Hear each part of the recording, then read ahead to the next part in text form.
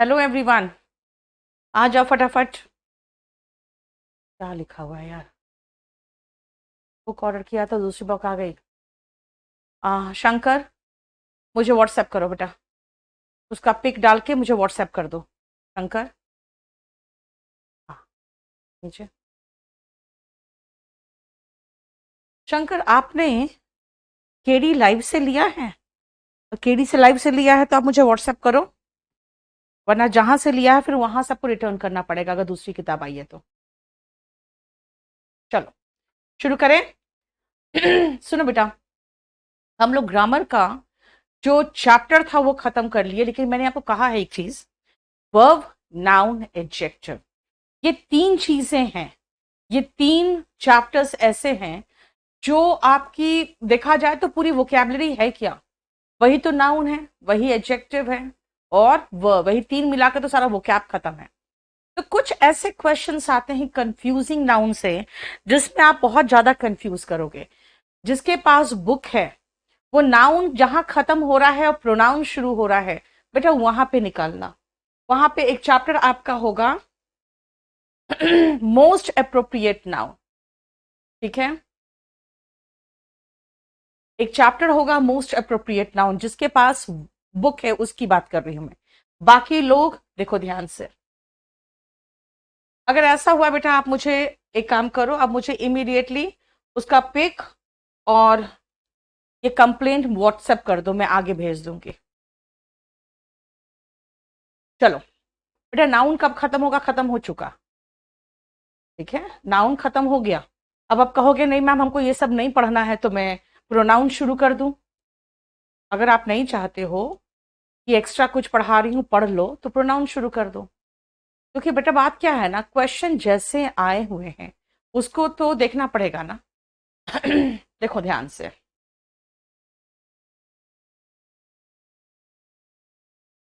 Yes, I sat in the shadow of the tree.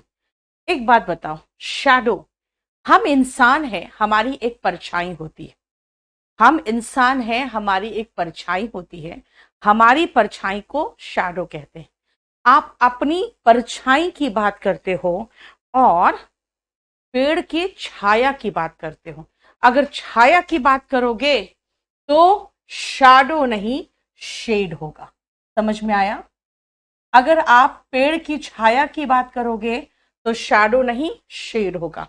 Remember the exact noun that is required here. Next, the Sutlej has change its path.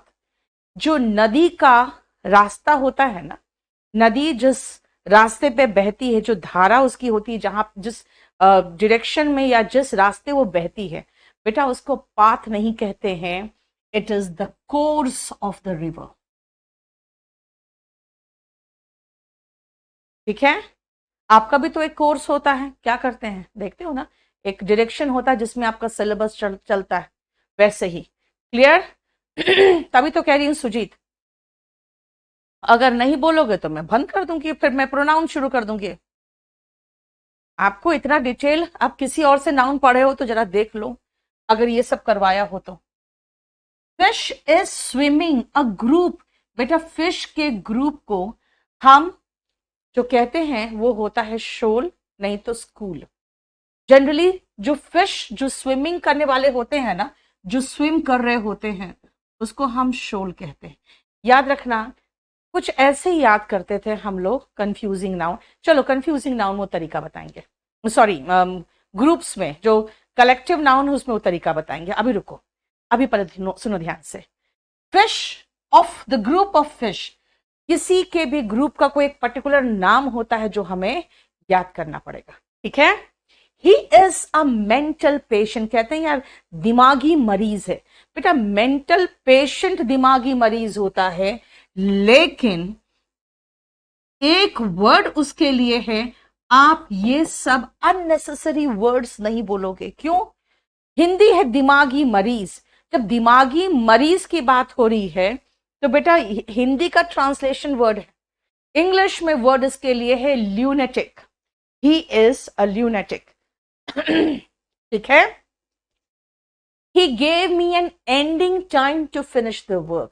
आपको कह दिया जाता है 12 तारीख को सुबह 10 बजे तक आपको ये प्रोजेक्ट सबमिट करना पड़ेगा। आप कहोगे भाई इस काम के लिए तो मुझे डेडलाइन मिल गया है। He gave me a deadline, ये होगा ही गेव मी अ डेडलाइन कहोगे ना। डेडलाइन होता है जो एंड टाइम दे दिया जाता है आपको, तब तक काम खत्म करके देना है आपको। बताओ यहां तक कोई प्रॉब्लम हो तो सब कराएंगे रिया, सब करवाएंगे। अल्टीमेटम नहीं बेटा, अल्टीमेटम तो वार्निंग हो जाता है। विशाल आपको तो मैंने यही कहा ना बेटा कि जो मोस्ट अप्रोप्रिएट वर्ड है वो आपके 4 ऑप्शन में होगा। मैंने आपको कोई ऑप्शन इसलिए नहीं दिया कि भाई आपको ये सारे वर्ड्स याद रखने चाहिए, नहीं तो तुक्का मारने में तो सब माहिर होते हैं। ठीक है, बाद में इसीलिए आपको बहुत आसान लग जाता है कि यार ये तो बड़ा आसान था, क्योंकि आप उस वर्ड को याद किए रहते हो। The police found the dead body of a cow. जो भी जानवर होता है, जो बड़े जानवर है, अब मैं मकड़ी की बात तो करूंगी नहीं, कोई भी जानवर होता है, गाय हो, भैंस हो, बकरी हो, उसका डेड बॉडी को हम लोग कार्कस कहते हैं।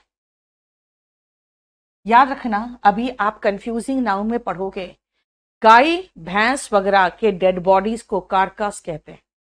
ठीक है, और इंसान के डेड बॉडी को कॉप्स कहते हैं, CORPSE। और जो इंसान का शरीर को मेडिकल हॉस्पिटल्स में बच्चों के वहां के जो स्टूडेंट्स है उनको पढ़ने के लिए रखा जाता है, उसको कैडोवर कहते हैं। ये लिखने की जरूरत नहीं है, सारा आपके कंफ्यूजिंग नाउन में। रुक जाओ भी। The tea leaves are kept in a, बेटा टी रखने वाले जो बक्सा होता है छोटा सा, जो एक आपका टी लीव्स रखने के लिए या टी के बैग्स रखने के लिए जो डब्बा होता है, कहते हैं ये चाय का डब्बा है, चीनी का डब्बा है, ये हींग का डब्बा है, ये मिर्च का डब्बा है। बेटा डब्बा हिंदी में चलेगा, है ना, लेकिन याद रखना चाय के डब्बे को कैडी कहते हैं। ठीक है, चाय के डब्बे को कैडी कहते हैं। ये देव, मैं बता दूं ये कहाँ है, आप सुनो, अपना क्लास नोट्स निकालो। क्लास नोट्स में प्रोनाउन के ठीक पहले ये, ठीक है, प्रोनाउन के ठीक पहले उसी है, अभी आपके नाउन चैप्टर में ही मैं हूं। ठीक है, क्लास नोट्स में जहां ये चैप्टर नाउन खत्म हो रहा है उसके बाद प्रोनाउन शुरू हो रहा है, क्लास नोट्स में नहीं है। 251 नंबर पेज में एक बार आके देखो तो। किसी ने मुझे लिखा 251, यस 251 नंबर पेज में है, 251 नंबर पेज में बेटा। नहीं मयंक, टी लीव्स रखते हैं जिसमें, उसको कैडी कहते हैं। पेज नंबर 251 क्लास नोट्स में आ जाओ। Work at the request of your conscience, बेटा रिक्वेस्ट नहीं, इसको बिहेस्ट कहते हैं। अब क्यों, अब सुनो ध्यान से। आपका जो जमीर है, आपके अंदर जो आपका जमीर है, वो आपको नहीं कहता है प्लीज ये काम करो, वो ये नहीं कहता है ये काम करो, ऑर्डर भी नहीं देता है। वो अंदर से ना एक तरह का पुश करेगा, ये सही नहीं है, ये करना ठीक नहीं है, ये करना ठीक नहीं है ना। क्लियर, समझ में आया। तो work at the behest of your conscience का मतलब है कि बिहेस्ट में ऑर्डर्स एंड रिक्वेस्ट दोनों आ जाते हैं। पेज नंबर 251 में Nawaz Sharif could have taken shelter in any country। बेटा याद रखना, जो पॉलिटिकल शेल्टर होता है ना उसको हम एसाइलम कहते हैं। एसाइलम होता है ऐसे, उसको हम लोग पॉलिटिकल एसाइलम कह देते हैं, लेकिन एक्चुअली देखोगे दलाई लामा हो, उसको यहाँ पे इंडिया में पॉलिटिकल एसाइलम मिला है। एसाइलम का मतलब होता है संरक्षण ही, शरण। लेकिन किसी और देश में कहीं और कुछ के साथ प्रॉब्लम हो सकता है तो वो किसी और देश में जाके पॉलिटिकल असाइलम ले लेते हैं, है ना। तो नवाज शरीफ ले सकता था, जैसे दलाई लामा ने लिया, जैसे मुशर्रफ परवेज ने लिया, है ना, परवेज मुशर्रफ ने लिया। ठीक है, ठीक है। After the written exam we had the oral exam. बेटा ओरल एग्जाम नहीं होता है जो आप जाके सामने बैठ के क्वेश्चन आंसर्स होते हैं आपके रिटन एग्जाम के बाद, उसको कहते हैं वाइवा वोसी। वाइवा वोसी। देखो राहुल पहले पढ़ लो ना बेटा, काहे को इतना हल्ला मचाते रहते हो तुम लोग, अननेसेसरी बात। ठीक है शंकर, हो गया, देख दूंगी मैं अभी। अब क्लास के बीच में तुम्हारा मैसेज देखो।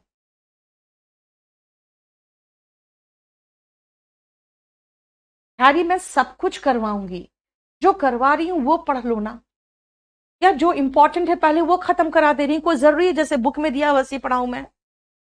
लगातार मैसेज किए चले जाते हो तुम लोग, पढ़ाई तो कर लो। चलो नेक्स्ट देखो। People coming from other states are forced to take up menial jobs. Menial का मतलब होता है बता निम्न तबके का, लोअर मोस्ट, जैसे अखबार बांटना हो गया, उसके बाद कहीं सफाई कर्मचारी के रूप में, कहीं पर वो गार्ड्स बन जाते हैं। तो कमिंग फ्रॉम अदर स्टेट्स नहीं बेटा, वाइवा वोसी कहते हैं उसको, इंटरव्यू नहीं कहते। आप किसी नौकरी के लिए जाते हो तब इंटरव्यू होता है। एसाइलम का मतलब होता है संरक्षण, या जिसको कहते हो आप शरण।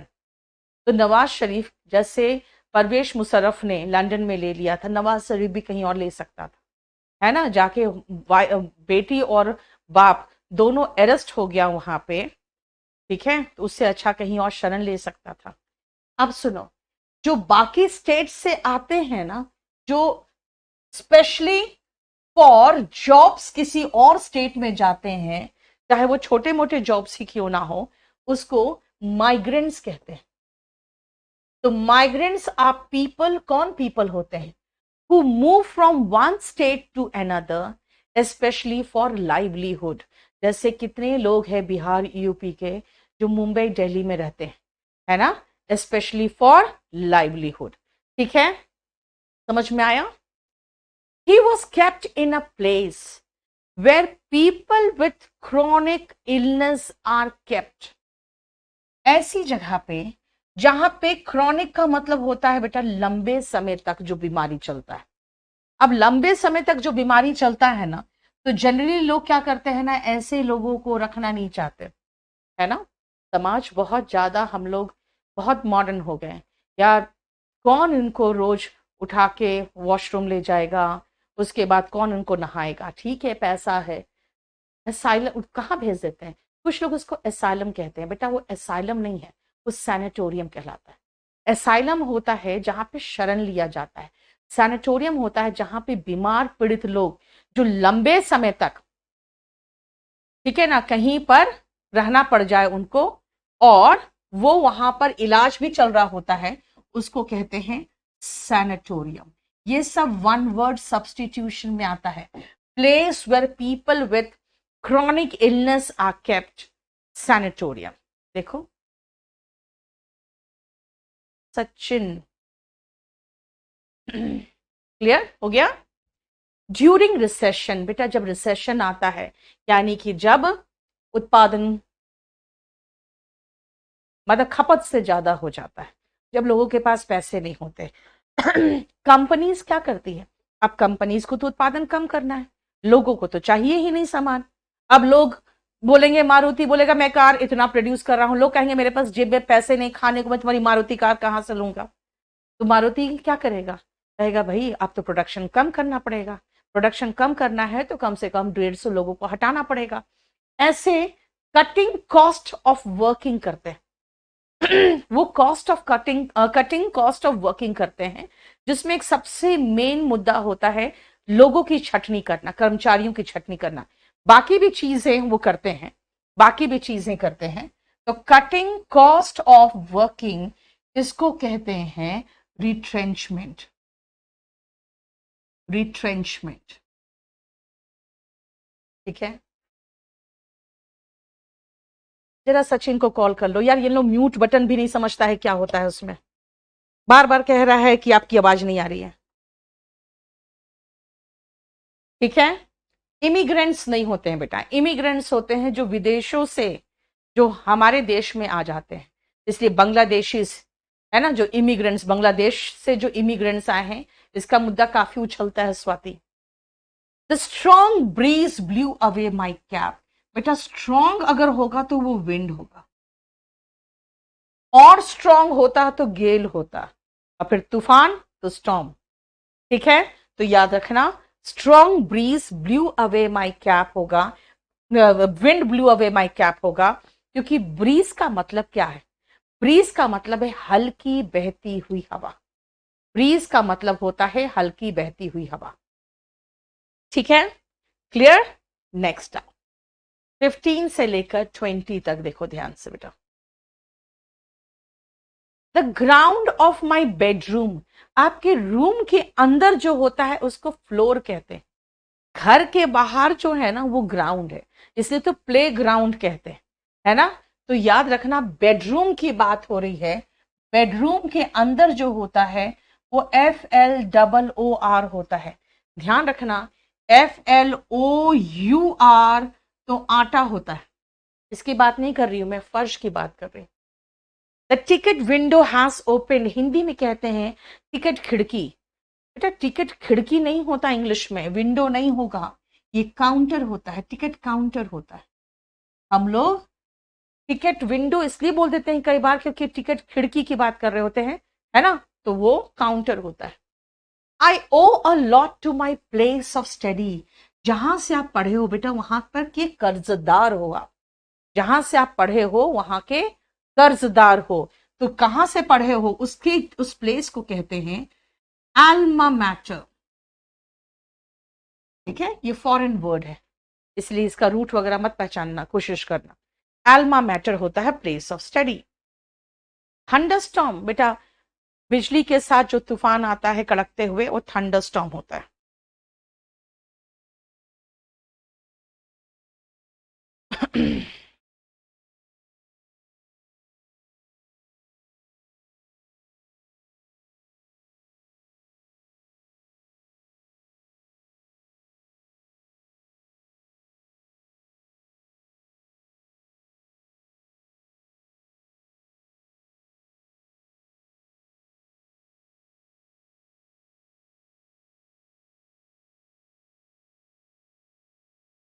ठीक है, यस, स्टूडेंट को एल्बटाइन कहेंगे। What is your good name? बेटा गुड नेम कुछ नहीं होता, हिंदी वाले जो होते हैं ना, शुभ नाम, सारा ट्रांसलेशन चलता है, शुभ नाम का ट्रांसलेशन हो जाता है गुड नेम। गुड नेम जैसा कोई वर्ड नहीं है, इट इज जस्ट नेम। या तो आप फर्स्ट नेम बोल दो, और लास्ट नेम को बेटा हम लोग सर नेम कहते हैं। लास्ट नेम को sir name, middle name and first name, ये तीन चीजें होता है। शुभ नाम तो literal translation of English language हुआ, इसीलिए good name and last name पूछा है तो आप कह सकते हो first name and last name, maximum ये कर सकते हो।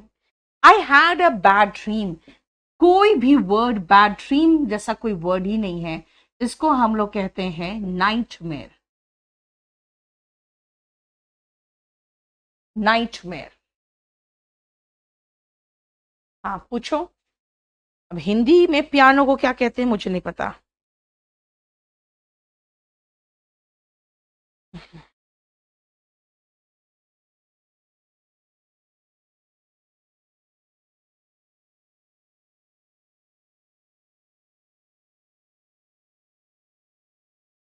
अच्छा, एल्मनाई जो होता है ना वो मेल स्टूडेंट होता है।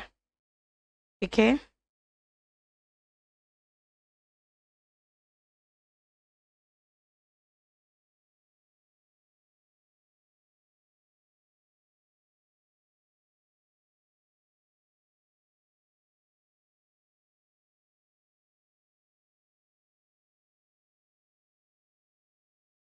There is no escape from the heat of the desert. इसको कहते हैं बेटा हीट ऑफ द डेजर्ट से कोई बचाव नहीं है, इसको हम रिस्पाइट कहते हैं। एस्केप का मतलब तो जैसे कहीं भाग के निकल रहे, एस्केप कर लिया आपने। कहते हैं भाई डेजर्ट्स में, रेगिस्तान में आपके पास कुछ भी छाया नहीं होता है, यानी कोई बचाव नहीं होता है हीट से। देखो क्लियर। अब जरा आप दिमाग लगाओ तो बिना आंसर चेक किए, जो बुक है जिसके पास आंसर चेक मत करना प्लीज, ठीक है। अब आप जरा दिमाग लगाओ तो 21 से 25 तक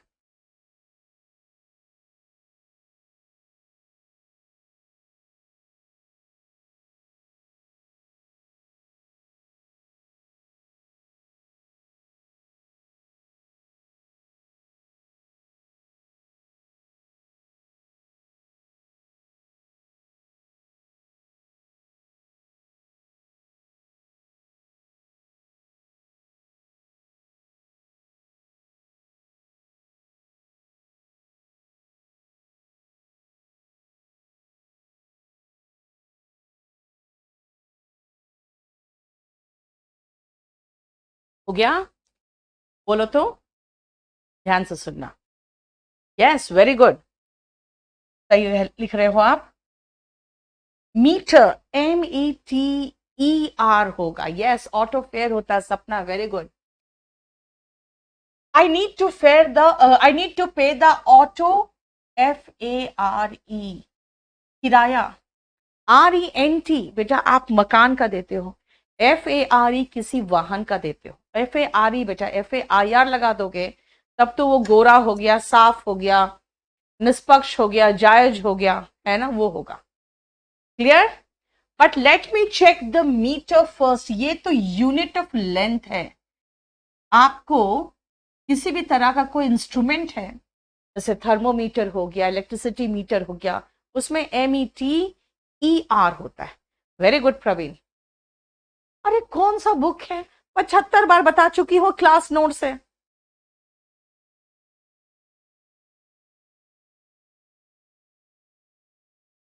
अब कमेंट आएगा तब ना। देखो उसका लाइव क्यों नहीं चल रहा है, हमको क्या पता। कमेंट तुम्हें, okay. America is a space power. बेटा स्पेस पावर नहीं होता है, या तो आप सुपर पावर कहोगे या तो आप स्पेस जायंट कहोगे। क्योंकि कुछ वर्ड्स होते हैं जो फिक्स्ड होते हैं। अगर आप स्पेस लगाना चाहते हो तो जायंट लिखो, और सुपर लगाओगे तो पावर लिखो, ठीक है। गुड ड्रीम्स कुछ नहीं होता बेटा, ड्रीम होता है, नाइटमेयर होता है। अब 17 क्या रिपीट करूं, रुको अभी। The price of air conditioners has shot up.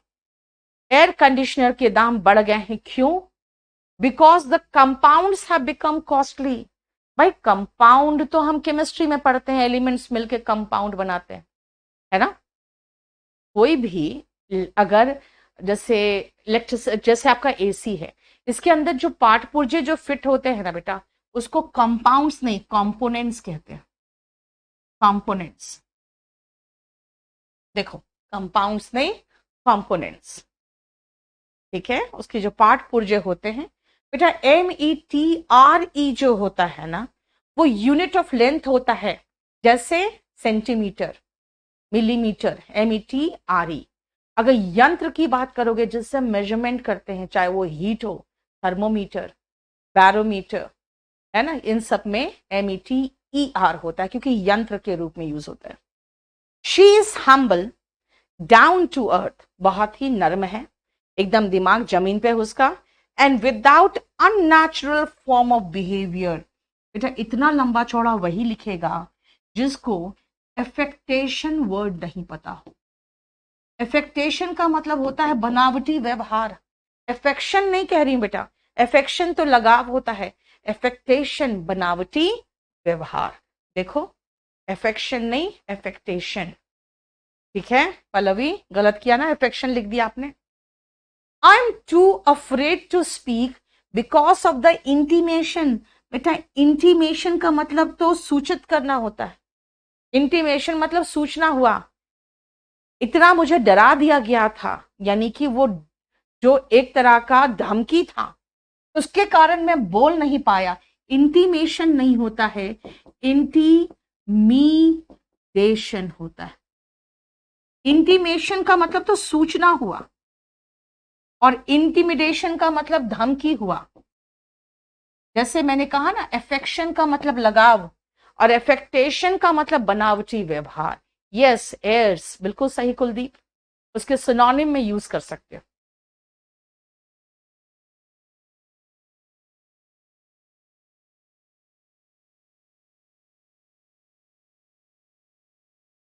ठीक है, चलो 26 to 30 एक बार करने की कोशिश करो, देखते हैं।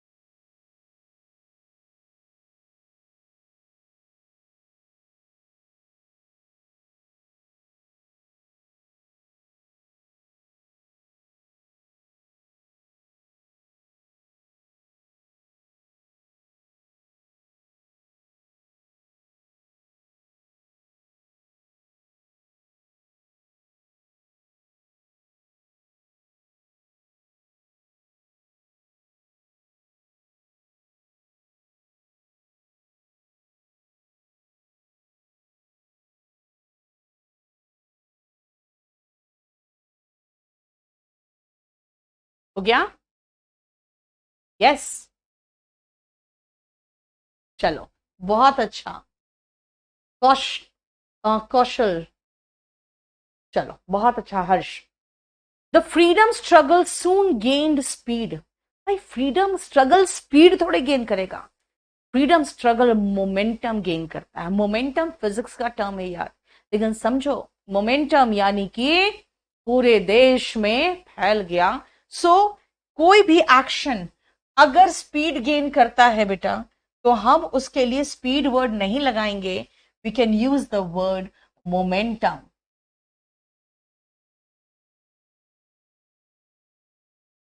Serving tea is an English custom. Custom रीति रिवाज है ना, प्रथा नहीं, रीति रिवाज, उस जगह का, उन लोगों के बीच के जो आम चलन होता है उसको हम कस्टम कहते हैं। My grandmother is good in story telling. बेटा इसके लिए एक वर्ड है raconteur. Yes, very good Ankur, very good.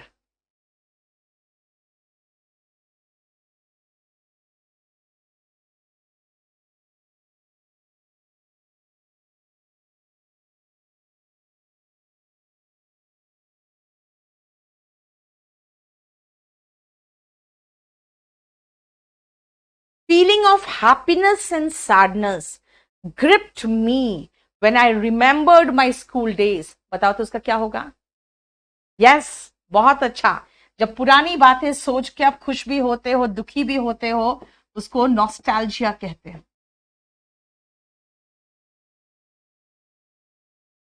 ठीक है, रोशन क्या हुआ?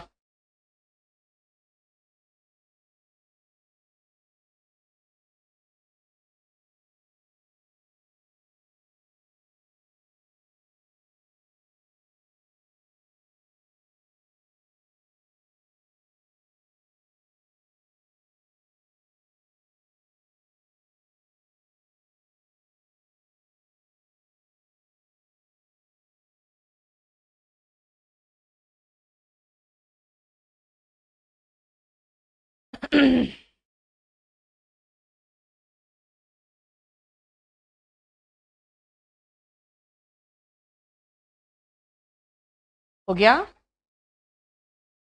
The sailors usually exchange short account of the incidents they experience। बेटा ऐसी कहानियां जो एक छोटे छोटे कहानियां होंगे जो हमारे पर्सनल एक्सपीरियंस पे बेस्ड होगा, उसको एनेक्डोट लिखते हैं, ठीक है। विकास मेरी भी सुन लो। बेटा क्या सुन लूं मैं तुम्हारी, क्या हो गया है? सेम नहीं आ रहा है, आप जो पढ़ा रही हो सेम नहीं आ रहा है। अर्नव,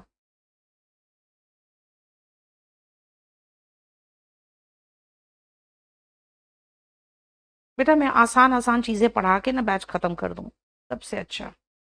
कोई टेंशन ही नहीं फिर तो।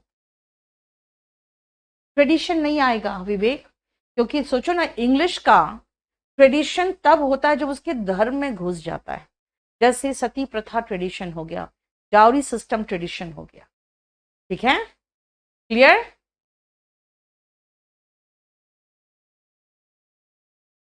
ये सारे बैचेस के लिए हेल्पफुल है, सारे एग्जाम्स के लिए हेल्पफुल है देव। आप लोग को किसी भी तरह का कोई टेक्निकल प्रॉब्लम है, आप मुझे व्हाट्सएप करो, मैं आपको कल तक कॉल करवा दूंगी। लेकिन बेटा क्लास के बीच में डिस्टर्ब मत करो। क्लास के बीच में अपना डिस्टर्ब करते हो, बहुत डिसहार्टनिंग लगता है। ऐसा लगता है जैसे कि मैं पागलों के साथ अपना सर पीट रही हूँ।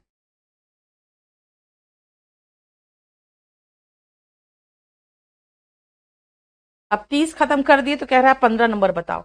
मुझे लगता है इंटेंशनली तुम लोग बदमाशी करते हो बैच को खराब करने के लिए। चलो 31 से 35 तक देखो जल्दी से। मयंक, मैं बेटा सबसे जो एग्जैक्ट वर्ड होता है ना वो बता रही हूं।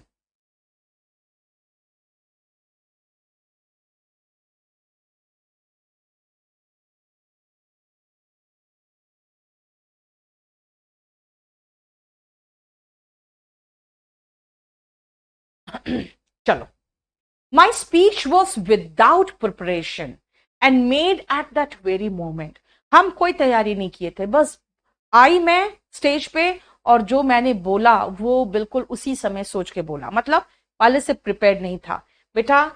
Was without preparation and made at that time, तो कहोगे माई स्पीच वॉज एक्सटेम्परे।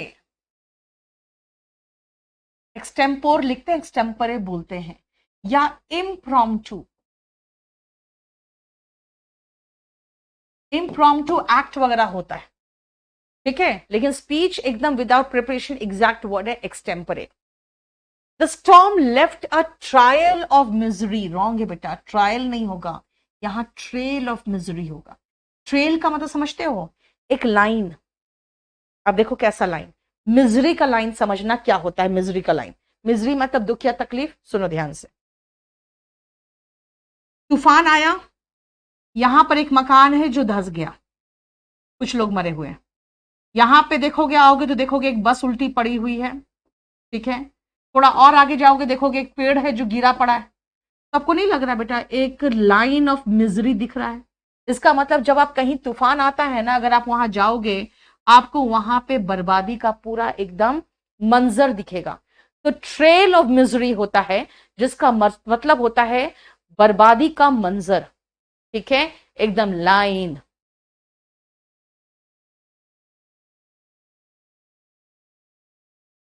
सती प्रथा वॉज अ हिंदू प्रैक्टिस बेटा, ये हमारे धर्म में घुस गया था सती प्रथा, इसीलिए प्रथा को ट्रेडिशन कहते हैं। प्रथा को ट्रेडिशन कहते हैं।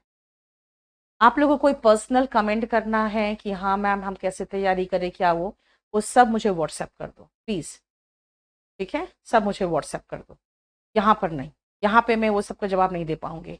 मिजरी का मतलब होता है बेटा दुख या तकलीफ। ट्रेडिशन का मतलब होता है ऐसी प्रथा जो लंबे समय से चली आ रही है, जो हमारे धर्म में समा गई। The acrobat was deft at tight rope walking. बेटा जो रस्सी पे, टाइट रस्सी पे चल सकता है ना, उसको एक्रोबेट नहीं कहते हैं। एक्रोबेट तो होते हैं जो हवा में कलाबाजी दिखा सकता है। टाइट रोप पे चलने वाले को फ्यूनाम्बुलिस्ट कहते हैं। और आपको मैं पढ़ा क्या रही हूं पता है? One word substitution. A person who is deft at tight rope walking, funambulist. Speech given without preparation, extempore. Filling the blanks पढ़ा रही हूं। Trail of misery, by trail और ट्रायल का बीच का डिफरेंस, ठीक है ना। मीट और एमिटी, आर ई और एमिटी ई आर के बीच का डिफरेंस क्या है, ये सब कंफ्यूजिंग नाउन्स है। He is a person who takes care of the museum. हम इतना लंबा चौड़ा इसलिए बोले क्योंकि हमें नहीं पता है कि म्यूजियम का देखभाल करने वाले व्यक्ति को क्यूरेटर कहते हैं। क्वेश्चन आया हुआ है वन वर्ड सब्सटीट्यूशन में। A person who takes care of the museum, curator. बेटा डेफ्ट का मतलब होता है निपुण। 8860333003, 8860333003। और अभी आप लोग मैसेज करके छोड़ देना, अभी फिलहाल मैं क्लास में हूं, अभी मैं कोई जवाब नहीं दे पाऊंगी। The political murder of Indira Gandhi, आ जाओ आप 36 से जरा देख के 38 तक कर लो तो फटाफट।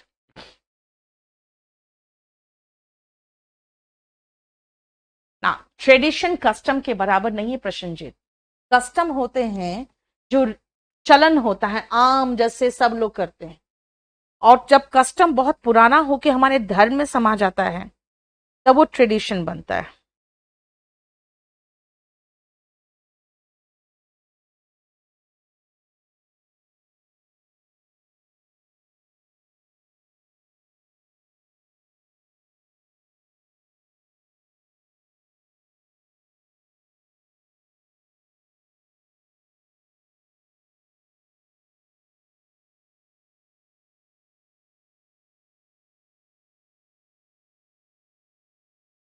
हो गया, चलो। The political murder of Indira Gandhi created an upheaval in the country. Upheaval का मतलब है पूरा उथल पुथल मच गया जिस समय इंदिरा गांधी का मर्डर हुआ था। बेटा पॉलिटिकल मर्डर जो होता है ना, उसके लिए वर्ड है असैसिनेशन। पॉलिटिकल मर्डर तभी बोलोगे जब आपको पता नहीं है असैसिनेशन कोई वर्ड है। असैसिनेशन, असैसिनेशन का स्पेलिंग भी आता है एग्जाम में। दो गधे हैं देखो, उसके पीछे मैं, मेरे पीछे सारा नेशन। समझ में आया? असैसिनेशन का स्पेलिंग ऐसे याद रखो, दो गधे, दो एस, उसके पीछे मैं यानी आई, उसके पीछे पूरा नेशन। देखो, the postponement of the case. Case जो कोर्ट में पोस्टपोन होता है ना, वो पोस्टपोन नहीं होता, वहां पे आपका कुछ ना कुछ काम होगा, कोई फाइल दिया, कोई जवाब दिया, ठीक है, जज नहीं आए, उसको एडजर्नमेंट कहते हैं। कोर्ट में जो केस आगे डेट को बढ़ाया जाता है,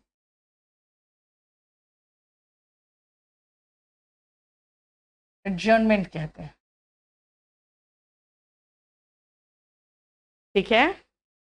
पॉलिटिकल मर्डर वर्ड तब लगाओगे बेटा जब आपको पता ही नहीं है उसका आंसर, मतलब उसका वन वर्ड पता नहीं है।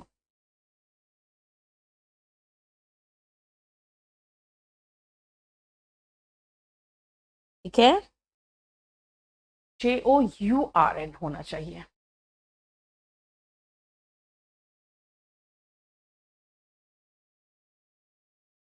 He is an idiot and doesn't have any brains, नहीं होगा बेटा, ब्रेन नहीं होगा, ब्रेन्स होगा। क्या है डिफरेंस? ब्रेन का मतलब तो ये है जो अंदर है आपके खोपड़ी के, है ना, अंग। ब्रेन्स का मतलब इंटेलिजेंस होता है। ब्रेन का मतलब जो आपके दिमाग यहाँ पे जो अंग है वो है। ब्रेन्स का मतलब बुद्धि, ये आप किए हो विट्स, ब्रेन, ब्रेन्स, ठीक है। पिटिशनर बेटा जो वादी होते हैं, जो केस करते हैं,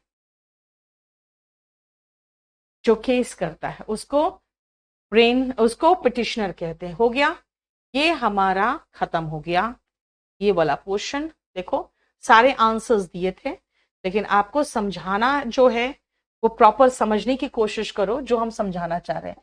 ये सारे वन वर्ड सब्सटीट्यूशन वाले हैं। फाइन, आओ कलेक्टिव नाउन में। बेटा कलेक्टिव नाउन तो आपको याद करना पड़ेगा, लेकिन फिर भी हम एक बार थोड़ा सा हल्का समझाने की कोशिश करेंगे ताकि आपको याद हो जाए। चलो पहले एक बार रीड कर लो तो 15 तक, 15 तक एक बार रीड कर लो। अमन आप नाउन का फर्स्ट क्लास से पढ़ लेना ना, बीच में छुट्टी उट्टी हो आपका तो।